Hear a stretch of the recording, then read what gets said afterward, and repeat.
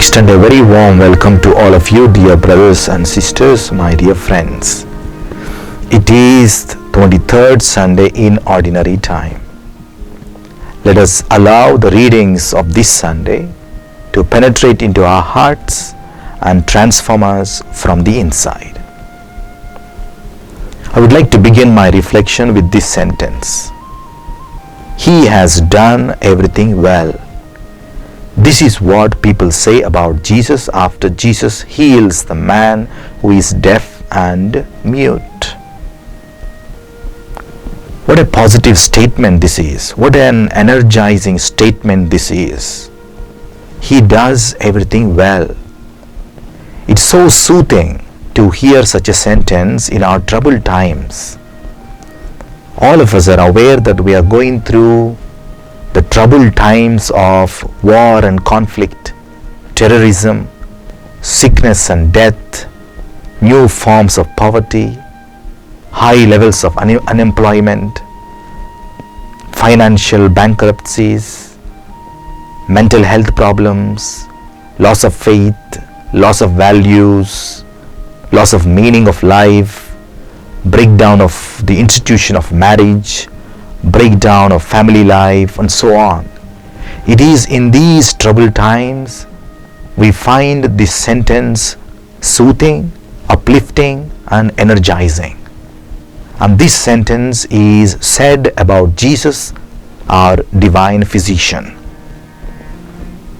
He does everything well. This sentence may sound somewhat contrary to the kind of times in which we live.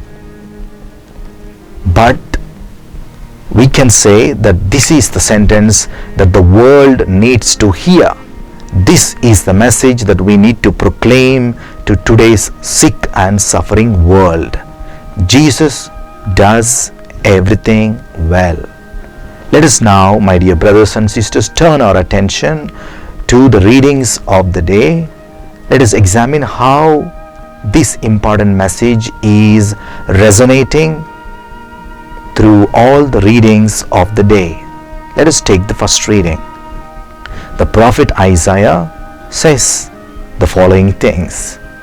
In the name of God, say to the one of fearful heart, be strong, your God is here.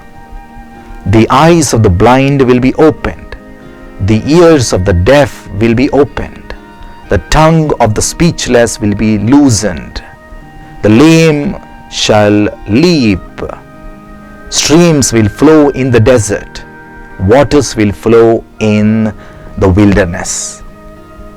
This is the way, the message of restoration.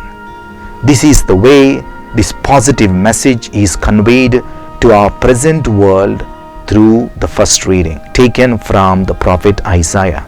Let us now go to the second reading. In the second reading, God tells all of us, encourages all of us, demands of all of us that we give up, we put away, or we do away with the thought of creating disparities and distinctions among ourselves. We need to do away with the attitude of judging people based on color, creed, religion, or whatever. We are all God's children. We all enjoy equal dignity in front of God, and therefore we should stop creating disparities. We should stop judging people. That is the way, again, this positive message is being communicated by God through the second reading. Let us now turn our attention to the gospel passage. In the gospel passage, we read about Jesus healing a man who is deaf and dumb. Jesus says to this man, Ephphatha, be opened, and instantly his ears are opened, his tongue is released, and he is able to hear and he is able to speak. Again, the message of a positive message of restoration is coming out of the gospel passage, and this is the kind of message that today's world needs to hear from us, my dear brothers and sisters. This kind of positive, energizing, and uplifting message that comes from Jesus himself is the requirement of the day. is what is very, very relevant for today's world. Now, my dear brothers and sisters, let us ask the following question. How does God make everything well? How does Jesus do everything well in our own context, in our personal lives, in my personal life, in my personal situation? I would like to share with you 3 ways in which Jesus does everything well in the life of every one of us. God through Jesus restores. God through Jesus purifies. God through Jesus gives life. Therefore, we can say that God is a restorer, He is a purifier, and He is a life giver. I would like to explain each of these 3 characteristics through the life of St. Teresa of Kolkata, whose memory we celebrate on the 5th of September. Let us take the first one. God restores. God is a restorer. God has restored all of us to our original status as sons and daughters of the Heavenly Father. We were bought with a price, and this price was paid by Jesus Christ. Christ reconciled us to the Father through His sacrifice on the cross. We are all sons and daughters of the Heavenly Father, and we are all co-heirs with Jesus. We all share in the inheritance of the saints in light. I'm sure that young Teresa experienced this kind of faith. This faith brought about a kind of deep and profound transformation in her own life, as a result of which she wanted to give herself totally to God. She wanted to please God. She wanted to do everything in such a way that God would be pleased with her. That was her faith experience, which in a way restored her to her original status as a precious daughter of the Heavenly Father. That is what happens to all of us when we allow the faith that we have received to touch us, when we allow this faith to transform us from the inside. We once again come back to our status. We once again own up our own status, our own identity as the sons and daughters of the Heavenly Father. That is how God restores. Let's now go to the second one. God purifies. God searches our inmost thoughts, and He purifies our intentions. I can say that the same thing happened to young Teresa. She was already a sister. She came to India. She wanted to work in a school as a teacher. Everything was going on very well, but God wanted to purify her even more. And that was the reason why she was given a call within a call.